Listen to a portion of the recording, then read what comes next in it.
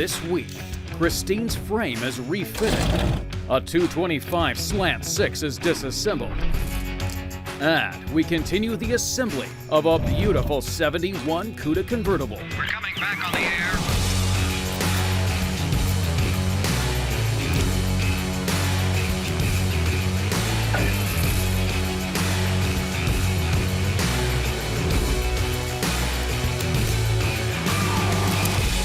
The unburied dead are coming back to life. Last week was a lot of fun having Tony out. I always enjoy giving him a hard time, giving him a little test. He does good.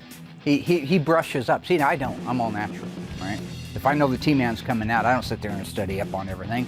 Tony, I know he's just sitting there sweating, reading the numbers and reciting them, going back over in the mirror, you know, Candyman, Candyman, Candyman. I don't know, it's a different movie. But having the 64 Fury gone over with Tony was great, because I did learn a lot about it. And I knew it was rare, but I didn't know how rare. And a lot of the things that I thought might be factory and would be awful cool if they were factory turned out to be indeed factory.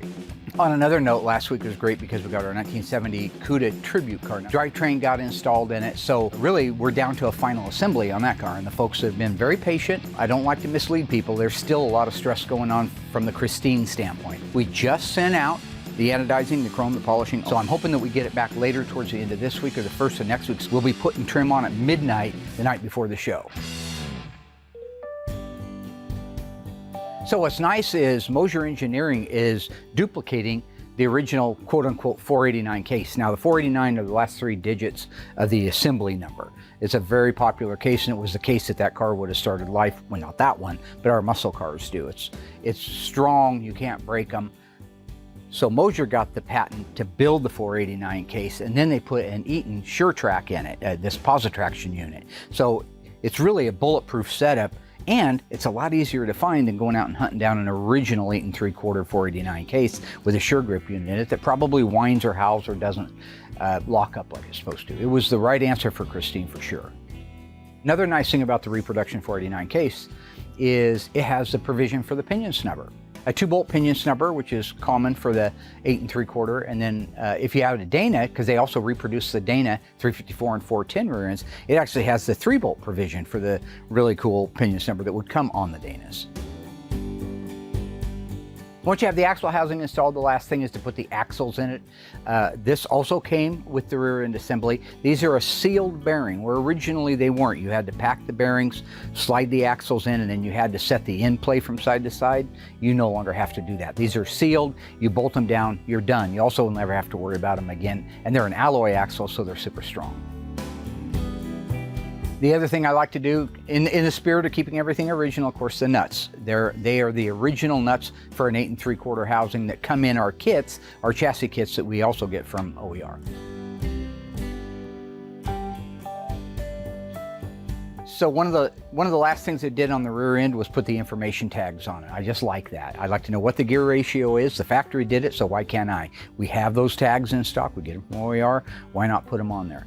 The Positraction oil label or tag, as well as the gear ratio. Okay, so you've heard me say a million times that the 1971 Cuda Convertible is the most collectible muscle car, Mopar muscle car on the planet. Well, it's true. You may not agree with it, you may not own one, but that doesn't change the facts. Historically, the 1971 Hemicuda Convertible, for example, is the single most collectible car, selling for $3.5 million, one of only 11 made. 9 of them were automatics, 2 of them were 4-speeds. But that just shows how rare, how desirable they are. If you want to break those numbers down, the 1971 Cuda 340 convertible, they made 140 of them. Talk about a 383 standard engine in a 71 Cuda, they made 128 of those. Move up to the legendary 446 barrel. They only made 17 convertible 71 Cudas with a 446 barrel. And of course, as I mentioned, the 11 HEMI cars.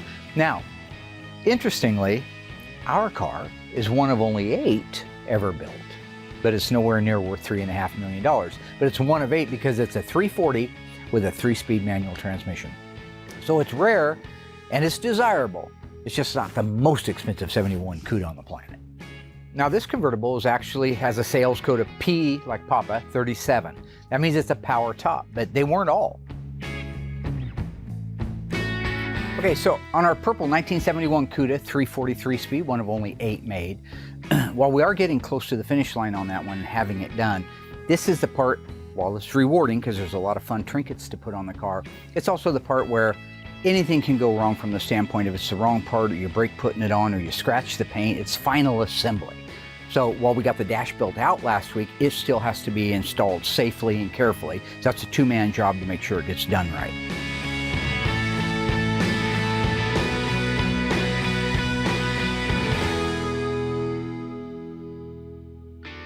So what we're working on today is a 225 Charger.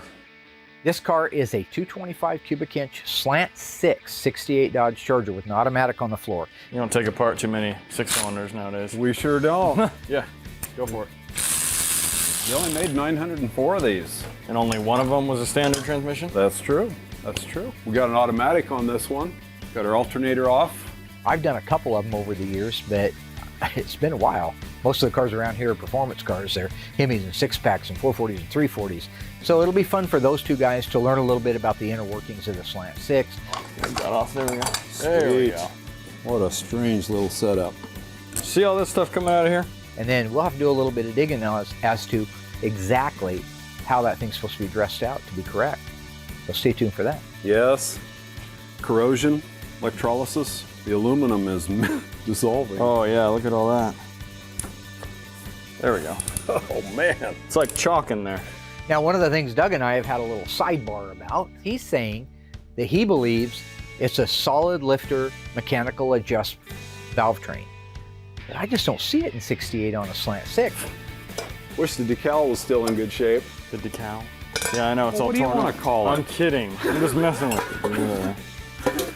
Okay. Yeah, it's all torn up. Can almost guarantee him that that lifter is hydraulic, not solid. So we'll see how that goes. Still pretty clear though. Charger 225, huh? What would you have bought if you lived in 68? Hey, if this was my car, I would have loved it. I don't care that it only had 145 horsepower. It's an automatic. It's a 68 Charger, my favorite. I'm a cruiser, man. I'm not a drag Just strip as long as it racer. gets you point A to point B? That's right. Okay. We're anticipating getting the head off this engine so that we can find out whether it's hydraulic lifter or solid lifter. So one of my favorite things on the 58 Fury is the wide white walls. Now, I bought these from Coker for one reason. They're a steel belted radial that looks like a wide white wall bias ply tire. So it has the look of yesterday, but the performance of today. Mounting the tires on the rims is a piece of cake for the simple fact that I went with a 14 by 5.5 inch steel wheel, so I happen to have a really nice set. We had them painted, we had them sandblasted and painted, and they're ready to take the tires on them. It's kind of fun for me to do mounting and balancing. Go back to my early days, me and Royal used to work with me, we'd see who could mount and balance tires fastest, which by the way, I hold the record for, I think it's 13.5 minutes, 4 tires mounted and balanced, key to key, meaning from the time you put the key in the lock to the time you lock the door back up again. So we have a question from our top fan this week, Mr. Rob Burgess. He is asking, what is the largest performing engine available in the Plymouth Barracuda, assuming he's talking the 1970. Barracuda, not Cuda model. 446 pack? Barracuda, not Cuda model. You know what? You're doing really good. I am? I got this new thing I do with him where I do this and that'll hold him. It's the 383 4-barrel, 330 horsepower. The 383 2-barrel L-Code, like Kimberly Cook's car had a 290 horsepower. And if you had a real Cuda model, it was 5 horsepower more.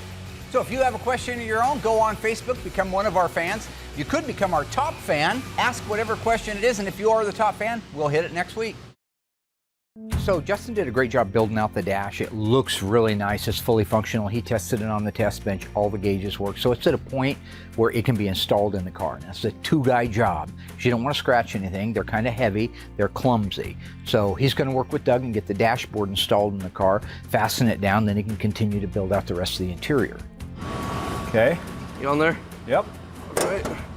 There, I'm on there too. Now, I don't know of any data out there as far as the factory installation of the dash, but when I look at it, it looks to me like it's designed to be done by 1 or 2 people. Okay, things looking clear? Yep. All right, let's rock it up. because you have bolts in the sides that go into the inner hinge pillars. You don't tighten them all the way down because that framework's going to come in and set down on it. You roll it up into place. You have 5 screws across the front of it. That all just seems very assembly line to me. So it wouldn't surprise me that the way we're doing it today is exactly the way they did it back in the day. It's a good, clean system and it works. Okay, yo. Put the bulkhead up on the firewall. Here you go, yo. Thank you. All right.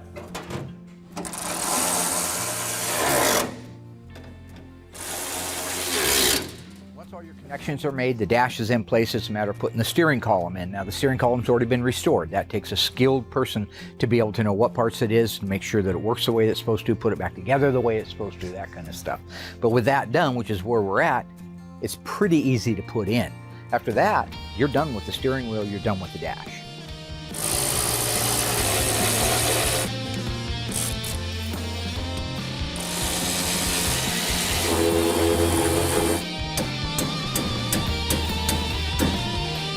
All right, there we have it.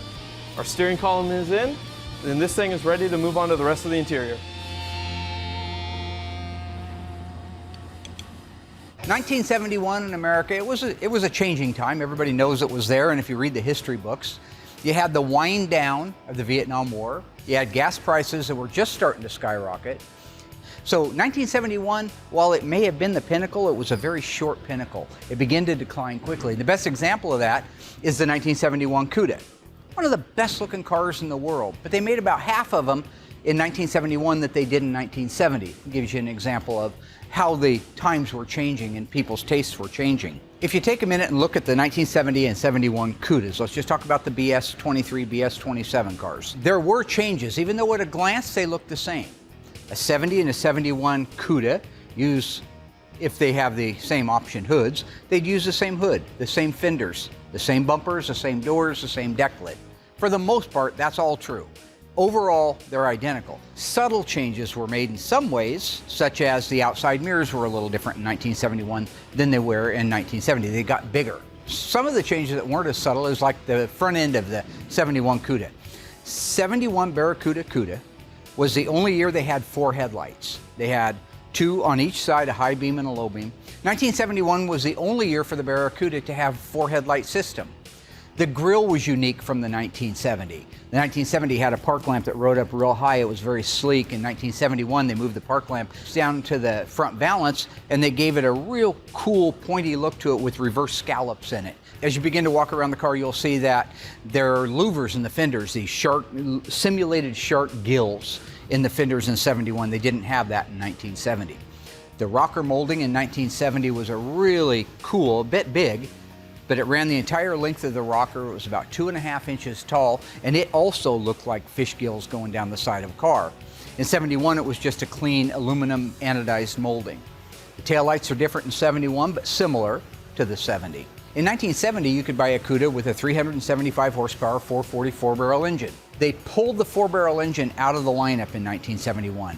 You could not get a 71 Cuda E-body, Challenger or Cuda, with a 444 barrel. It was only available with the E87 446 barrel, or 6-pack if you had a Challenger. The 1971 Plymouth Cuda Convertible, they built a total with all the different engines of 374 of those cars. 140 of them got the optional small block 340. 120 of those came with the standard 383 4-barrel high performance, would be the Super Commando. Only 17 71 Cuda convertibles left the factory with a 446 barrel, and only 11 with the legendary 426 Hemi. Our car has a standard 3-speed manual transmission, making it one of only 8 1971 Cuda convertibles with a 340 and a manual 3-speed transmission. I'm pretty sure it has adjustable rockers on it, so I feel that it has solid lifters. Here we go. Look at that. Look at that. It's a Holly. Nice little 1-barrel carburetor.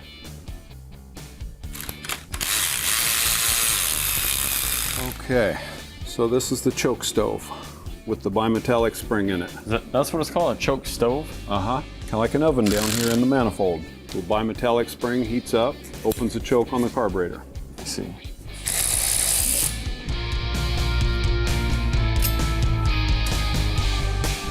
Might be an original starter. Yeah. Look at that. Intake and exhaust. Dual manifolds. Oh, it's busted. Oh yeah. Look at that. It's busted. It's all cracked over here. All right, let's see, how can we get in here? Right here. Okay, we found our rockers. A whole bunch of them. So now we've found adjustable rocker arms here. 318s and other engines didn't have adjustable rockers. They were hydraulic. On this one here, you have to adjust the valve tolerance on the rocker shafts here. Little adjusting screw on the sides of the rocker on the push rod. What we're after here is to pull off the rocker shaft. We're gonna pull the head off, and we're gonna find out if this has hydraulic or solid lifters. My vote is solid. Hydraulic lifters are pumped up with oil, and they take up all of the adjustment from the push rod to the valve. And solid lifters, you have to adjust the rocker to take up the difference. Lift off the rocker shaft, adjustable rockers. Here's the adjusters right here, little adjusting screws. Here's the part that fits into the push rod. Go ahead and pull out all the push rods. One thing I like about the Slant 6 is the spark plugs go right in the side of the head through these little tubes, and they're pretty easy to change out. And little distributor down here on the side. Look at those cute little pistons. 6 cylinders. Now we can see where the lifters are. Oh, moment of truth. Okay, here we go. You got it? Yeah. Look at that. It's a solid lifter. No hydraulic. Guess that means you were right, huh? Sometimes I get lucky. Hey, Mopar master over here. Well, that's what I was saying. That's what I was saying about the engine. You guys need to start recording more of this stuff and play it back, because what I was saying was... High performance. Yeah, that's what I'm talking about. No, wait, what? No.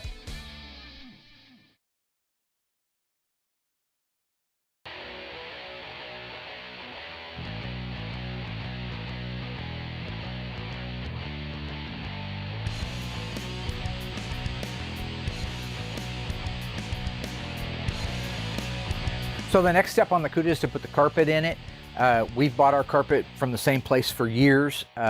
Many years ago, we used to buy it and it would come rolled up in a box, which is fine. It was a good product, but rolled up in a box, especially if it had just been formed, means that you have to reform it. We get ours from ECS. So what happens is they come in a huge flat box and it's just folded in half. So when we go to put those in, the steaming process is 5 minutes, 10 minutes, and you have everything fitting nice. There's no crumples in the floor like anybody who's put the rolled up in a box carpet in has that. Well, we've learned how to get away from that.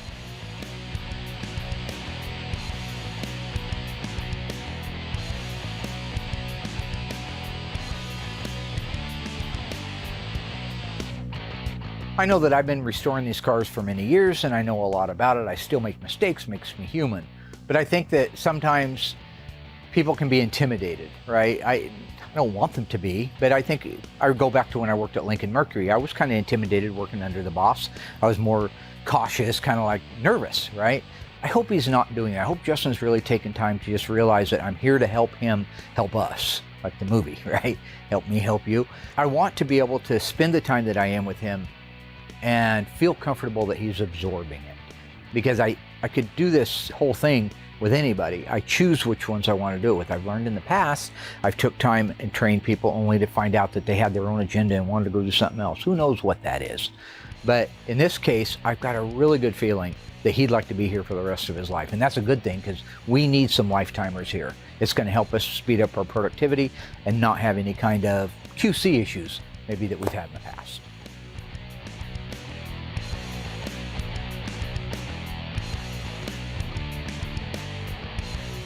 So, like I've said before, on any of these cars, the hard stuff is the engine, the transmission, the body, the paint, getting it all kind of formed together there. The fun part is the final assembly. Yes, it has its potentials for damage, but putting chrome, trim, side markers, fish gills, moldings, Pentastars, wheel opening moldings, bumpers, grills, belt moldings, taillights, all that trim just brings that car to life. It's definitely the funnest part. I have always felt that the assembly guy has the best job in the house. Most of the cars that we don't replace the exterior trim on, and we have to recondition it. We sublet it out to a guy in town here that does metal straightening. It usually needs to be straightened, usually has anodizing, has to be stripped and then re-anodized, or it's stainless and takes a certain hand to do that. So this was the kind of thing Justin could do. I spent some time with him before on several other cars and showed him. It's a pretty humble little setup we have, but it works great on this stuff, and it allows us to control the end result, the finished product, as well as the time to get it done.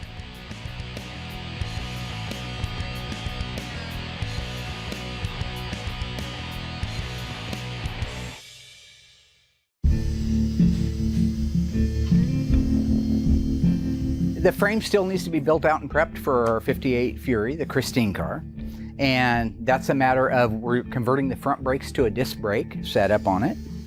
We have the engine and transmission mounting that we have to put into place, get all of the things ready so that when we set that engine and transmission on there, it's in place, final, permanently, and we can build around it when the body shell comes back around. So the nice thing about Christine is it uses a leaf spring rear suspension, torsion bar front suspension, just like the cars we work on today. I was able to use a Mopar rear shackle, brand new ones that we stock that we put on the muscle cars. I ordered a pair of replica, original, duplicate leaf springs, and then the original hangers, all we had to do was take them off, media blast them, paint them, and get ready to put it back on. So our bushings and our inserts and things like that, we were able to use the stuff off of today's car on that car. So there's some interchangeability there, which I think is kind of cool for that many years. Another, 10 years prior to the stuff we're working on, they were using the same stuff. So like anything, when I'm out there working on these cars and you got a lot of heavy stuff, I've said it a million times, have good equipment, trust that equipment, and use it the way it's supposed to be used. You won't have your injuries, you won't have things getting broken. It just is a much better way to be. I couldn't always afford good equipment, but now that I can, I'm filling the shop with it because it makes a difference in the end.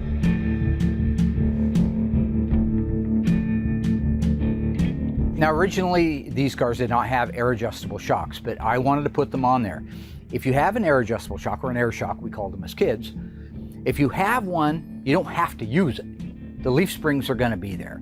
But if you do need more ride height, because maybe these springs aren't exact when they're supposed to be, or maybe the car's heavier or lighter, who knows, you can adjust the ride height of the car with the air shocks. In the front, I can go up there and do torsion bars, turn them up if I need the car higher, turn them down if I need it lower, blah, blah, blah. But in the back, if you want to have any adjustment at all and you don't want to lose your ride, you want to go with an air adjustable shock.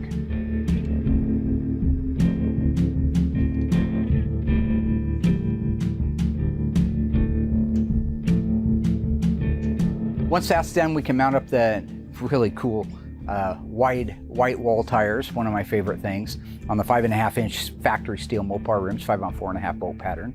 After that, we'll have a rolling chassis. We'll be in a position where we're waiting for the body to come back, and that's a good place to be. So on Christine, we had the entire frame powder coated, mostly for two reasons. One is powder coating fills an awful lot, so you don't have as much body work to do to it to make it have a nice finish. Also, it's durable as hell. You can drive that thing down a gravel road every single day of your life and you'll never get that stuff off. You can't get it off. You can't even sandblast it off. You have to physically grind it off of there. Because it's so durable, I let our powder coater go ahead and do the 8 3/4 housing that I had. And remember, that housing's out of a 1970 Dodge Charger. It's only a 1/4 of an inch on each side narrower than the original rear end that was in the car. But the 8 3/4 that we got out of the Charger allows us to use all the things we're used to using. The brakes, the drums, the actuators, the cables, all that stuff. Christine never actually existed as a car. They used both a Belvedere and a Savoy to portray the evil automobile. Our Christine is a 1958 Belvedere, which was iconic all on its own. To understand why, we had to jump back to the previous model year. 1957 was a big year for Chrysler because they jettisoned the styling that Plymouth was known for and caught the competition off guard. Suddenly it's 1960. That's what Chrysler's ads claimed because they completely changed the look of the car, dropping the body lines and replacing them with the signature look we recognize today, commonly known as the forward look.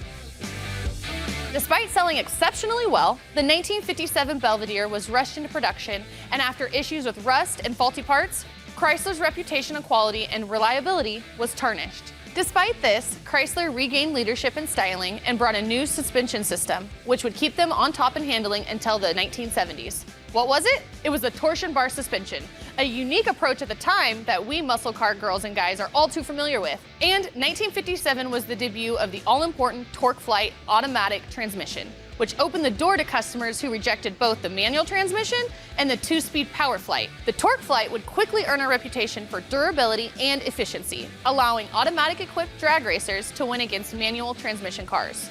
1958 focused on quality, which dramatically improved along with some styling changes. They replaced the lower bumper pan with a lower grille and installing real dual headlamps, which created the necessary foundation for what would eventually become immortalized as Christine.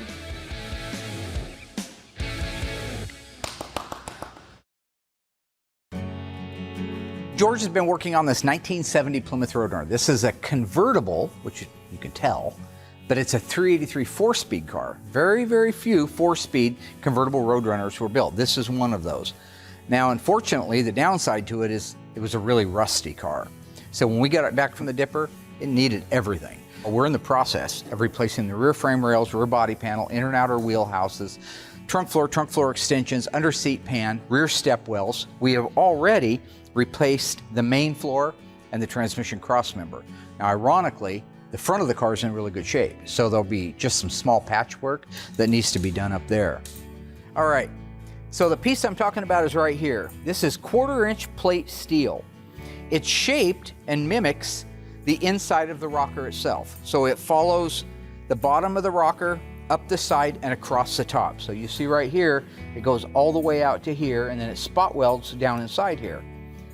This being 1/4-inch plate, and it runs all the way from the edge of the rocker here to the very front. You won't see that in a hardtop car, okay? If you go out to our hardtop, our 1970 Coronet, and take a look at that, you'll see what I'm talking about. It's because we have no roof to hold the car together. Chrysler thought, and rightfully so, it would be a good idea to reinforce the rockers. So that's what these are. I believe that this part is actually available in the parts book. I think you can go back to the original parts book and actually order one of those back in the day if you were to happen to get in a wreck. So we have the other side opened up, and this is ready to get the new inner rocker. That's how we were able to see all of this. We already did the inner rocker front section here, like I said, with the floor. So this piece will go in this, set something like that. Across the bottom, it'll get spot welded along here.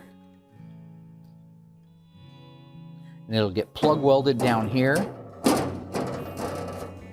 And that will help finish off the reinforcement and the strength of that rocker panel. So we're kind of, what we wanted to do, because it was so rotten in the main structure, is we wanted to do it piece by piece so we didn't lose the overall geometry of the car. Like we have in the past, when you blow something completely apart, you can lose things, lose its geometrical shape, and so you're fighting that all the time. So in this case, if you just leave it together, it moves it a lot faster through here.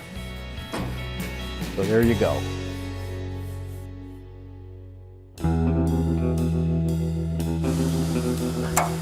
Good there? You want to go through that way? Yeah. So our 1971 Cuda is drawing close to the finish line. One of the last big things that we have to put on is our convertible top mechanism. Now, this is a power convertible top. That's not standard. You had to order P37 to get the power, otherwise it would have been a mechanical top, like a couple of the cars that I have out back. So right now we're getting ready to put the convertible top mechanism in. We'll bleed it out. We'll adjust it as close as we can without material on there. Then Larry can come out, get the material put on it. We can do the final adjustments, fit them to the side glass and the quarter glass, and we'll be ready to put the rest of the few things that are left on and get it out for a drive. This is just a rough fit. Yeah.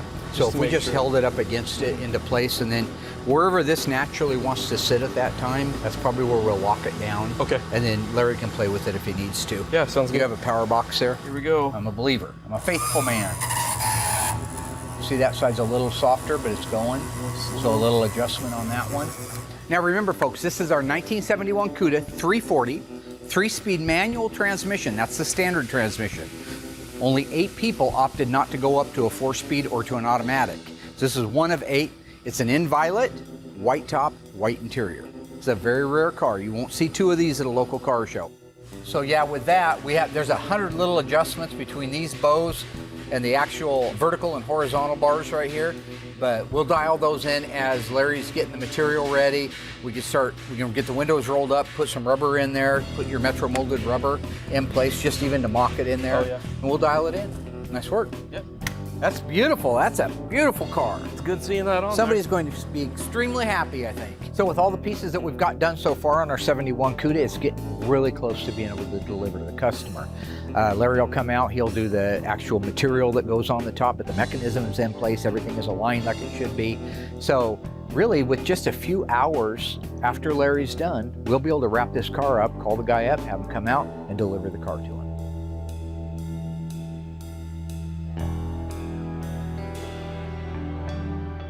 Hi, Dougie. Hi, Mark. Don't let me stop you. How are you? I'm good. How are you? Good. Haven't seen you in a while. Okay, so a couple days ago, we got our engine back for the 1971 Cuda. This is the one we dubbed the Phoenix Cuda, the one that Wendell had. We talked about it a couple seasons ago. It got caught on fire, had a big explosion. So the biggest thing that had me apprehensive was the condition of the engine. When we sent it out to the machine shop, it didn't look very good. It looked pretty bad. After Doug tore it down, you could see that there was pits in the cylinders that were pretty deep. There was a lot of fire damage. So I was completely relieved when the engine comes back, and the worst case scenario was it had to be bored out to 60 thousandths instead of maybe a standard bore 30 thousandths over. So yeah, I'm pleasantly surprised at how nice this block is. But it looks like with some elbow grease and some hard work, a lot of the stuff that wasn't made of pot metal or aluminum, we're going to be able to reuse on this engine. Doug's got the short block pretty much built out except for the camshafts, but this is a really cool camshaft. We always use comp cams. It has the original 3 bolts. They make a single bolt one, and a lot of people put them in. It's probably less money, I don't know. But the 3 bolt is the way it left the assembly line, so the 3 bolt is the special camshaft we're putting in this engine. Let's talk to Bill Gibson, the guy with the Christine that was out here a few years ago, the 58 Fury. Yeah. So it turns out that he shipped the car up to New York like a couple weeks ago because it's gonna make a cameo appearance in next season's Castle Rock. Yeah, there's a cameo scene where it's driving down the road, so they used his car to do it. I thought that was pretty cool. Wow, lucky guy, huh? You hear that, Petey? That's pretty cool. Show Petey over here. Petey's our in-house horror genre lunatic filmmaker. Anyway, yeah, I'm looking forward to seeing that. That's gonna be cool. Did you ever watch season 1 or not? No, I was busy. Yeah. I had to work that day. Yeah. Our other top fan this week on Facebook is Mike Stackhouse. He wants to know if we would ever be willing to restore a 1970 Chrysler 300H, as in Hearst. We actually have a 300H here from a gentleman down in Florida that we are in the process of getting ready to restore. The 300H is a really cool car. It's a 2-door, it's a hardtop, has a fiberglass hood and deck lid, uses a high-performance 440 in it, but Chrysler called it the 440 TNT. So if you have a 440 TNT out of a 70 Chrysler 300H, give me a call. I'll be happy to buy it. So if you have a question of your own, go onto our Facebook page and post it there. If you're one of our top fans and we select it, we will answer it next week during Graveyard Cars. Doesn't get any better than that, Nope, right? that was good. Can I show these guys something? Well, yeah. Okay, so the reason I stopped Doug is I wanted to point out that this is a 426 Hemi. So from the factory, it had a 3-bolt cam. 3 bolts held the sprocket onto the camshaft. There's only one other engine in Mopar's history that does the exact same thing, uses 3 bolts, and that's from the factory, a 446 pack, or 6-barrel if you had a Plymouth. You know, so that's just a unique thing I wanted to point out. That's all, that it uses the 3 bolts. Now, we could have gone with just a single replacement bolt type cam. They make them, but CompCam makes the exact ones. Replica, lift, duration. I mean, this is the factory camshaft. And you know me, I like my factory stuff. What are you putting, 30, 35? Yeah. It will work better when you turn it on. Yeah, guaranteed. Guaranteed. It's on. Yeah, you Let's just turned it on. try it again. To 1,000, okay? Look at that, Mark. The green light like it. came on. I like it. How are we doing here? In a second, I'll show you guys these pistons, and then I'm gonna go back to Making coffee. normal land and try to talk Alyssa into making some coffee. I doubt she will. Would you do me a favor? Yes, sir. Now, see this little yellow dot right here? Next to that other little mark right? Actually, it's right on it. That little yellow dot's right on the timing mark. That little dot is right on the timing mark. You'll notice how the cam gear is at 6 o'clock and the crank gear is at 12 o'clock. That's the way they're supposed to be. And when that happens, the number one piston is at top dead center of the compression stroke. So with my little education there on the camshaft and pistons, I'm able to let Cousin Dougie continue on. I think he's ready to start working on the bottom of the engine, getting it buttoned up. That's like the windage tray, the gaskets, the pan, the sump pickup. Get it all buttoned up, roll it back over. Then he can start working on the cylinder heads, the valve train, which is an intricate thing. We'll show you that later. And at that time, once he's done, we can get it on an engine run stand and fire it up. And I think Wendell's going to be extremely happy when he hears that engine for the first time in 22 or 23 years.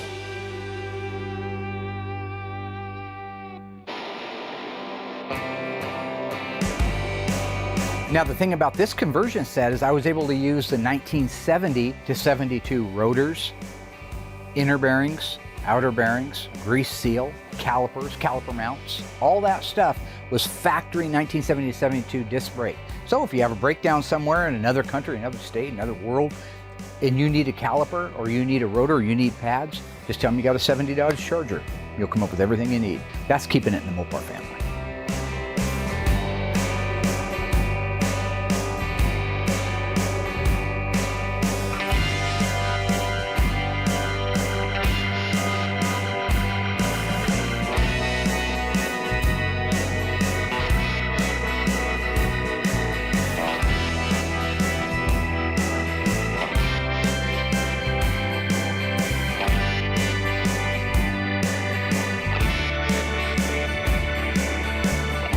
The only negative takeaway I had was with the disc brake conversion, you can't use the brake shields, the dust shields that you would normally use. So the stones can go up in there and hit the rotor if you're on a gravel road or something.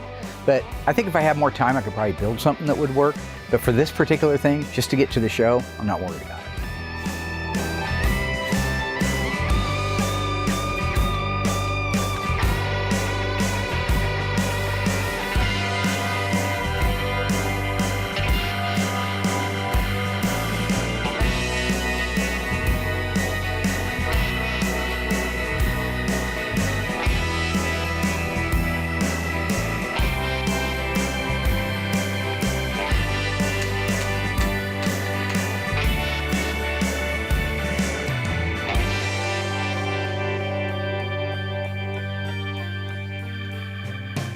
When we first got the car, Doug and I was trying to get the front brakes working on it. God, what a mess. It used dual wheel cylinders, dual adjusters. It was just a nightmare. We had it all adjusted perfectly, went out and hit the brakes, the steering wheel flipped to the left and we damn near died. The worst braking system in the world. So I wanted to convert it to a disc brake if it was possible and manageable. And it was, because I was able to get hold of the guy that actually makes them. He's the one that came up with the conversion kit. Most of the 58 forward-looking 57 to 60 Plymouths out there end up having the disc brake conversion for that reason. I think it was AAJ up out of Portland, but he came down and showed us how the conversion works, how to put it together, which was really cool for him to take the time to come down and do that. But it just makes putting it together on the car so much easier when you have the guy who invented it showing you how to do it.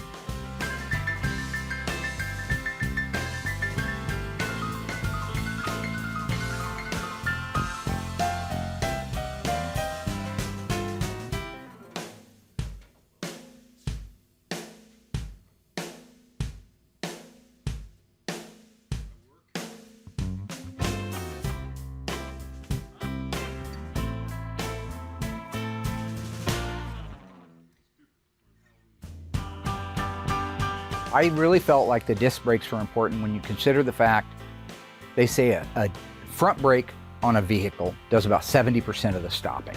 That's a lot to be putting on a pair of shoes, old shoes with adjusters that aren't automatic and they just flip around and lock up and try to kill some poor driving down the road. One of the things I had plotted from the beginning of Christine was, of course, to keep everything in the Mopar family, keep it all to the stuff that we know. So if we're putting on 70 to 72 disc brakes, that's what Doug does every day. He does one a week, one complete front K-member a week. So he knows what they are, he knows what parts they are, and we have them in stock. So it just makes the build out of that front braking system a piece of cake.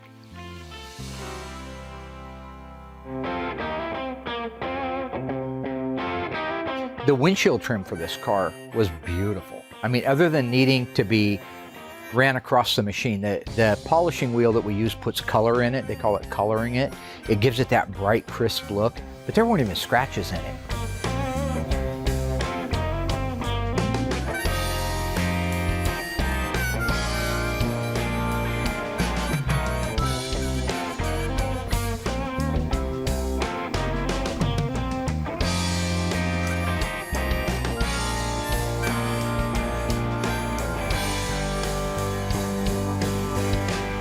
After that, really, he just has the convertible top mechanism, the inner workings of that, the cables, the tie downs, the inside of the header.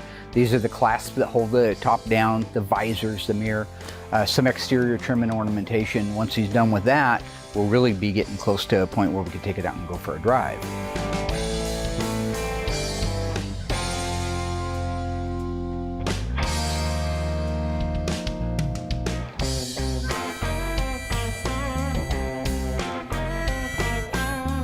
So doing the final adjustments on the roof intersect with everything to do with the windshield, because that pillar is such an important thing to the windshield. They fasten together with clamps or clasps. All of that is established a little bit at a time. Does the top need to go up in the back? Does it need to go forward? Whatever it is, those adjustments have to be made so that when you put your clasp in, you tighten it down, that the windshield header and the roof itself, the actual roof, have the same reveal, the same gap, the same fit. All that stuff has to happen while you're putting the windshield and the trim in. It doesn't have to happen at the same moment, but you want to pre-fit and make sure everything fits the way it's supposed to. Moldings, windshield reveal molding clips, they need to be in place. So this last little bit is just time consuming. And you have to take your time and make sure it's where you want it before you finish that car.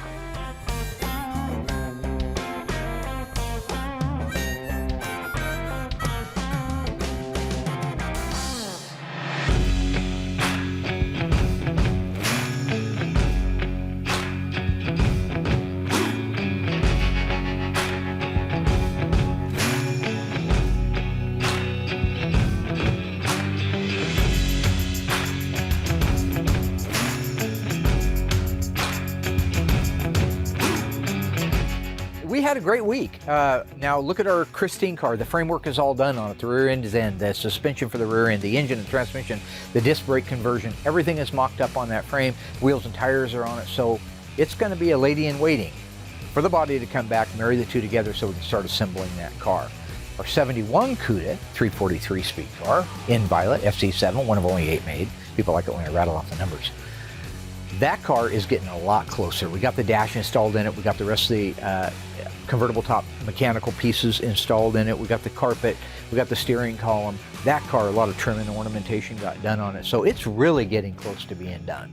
That's a good feeling, especially knowing, again, that we're a little bit behind on that one as we are with so many cars.